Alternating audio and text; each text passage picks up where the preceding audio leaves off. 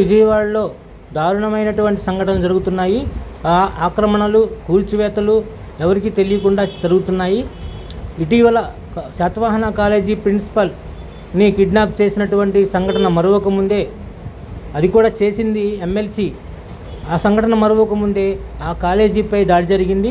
ఆ కాలేజీని కొందరు వ్యక్తులు వచ్చేసి కూల్చివేశారు ఆ కాలేజీలోని నిర్మాణాలను. అనంతరం అక్కడ ఒక బోర్డు కూడా పెట్టారు, బోయేపాటి అని చెప్పేసి అక్కడ బోర్డు పెట్టారు. చూడండి, ఇలా అక్రమంగా పట్టపగలే బుల్డోజర్లు, ట్రాక్టర్లు పెట్టేసేసి దాన్ని పగలగొట్టేశారు. చూడండి, కరెక్ట్గా జూన్లో వచ్చింది డిస్ప్యూట్. ఇది వరకు కూడా కరెక్ట్. క్రితం అన్నపూర్ణ థియేటర్ను కూడా ఇదే విధంగా ఎవరో పగలగొట్టారు. ఇలాంటి చర్యల పట్ల పోలీసులు వెంటనే చర్యలు తీసుకోవాలి. ఇలాంటి చర్యల పట్ల ప్రజలు భయప్రాంతులు అవుతున్నారు. తమ ఆస్తులకి కూడా ఎలాంటి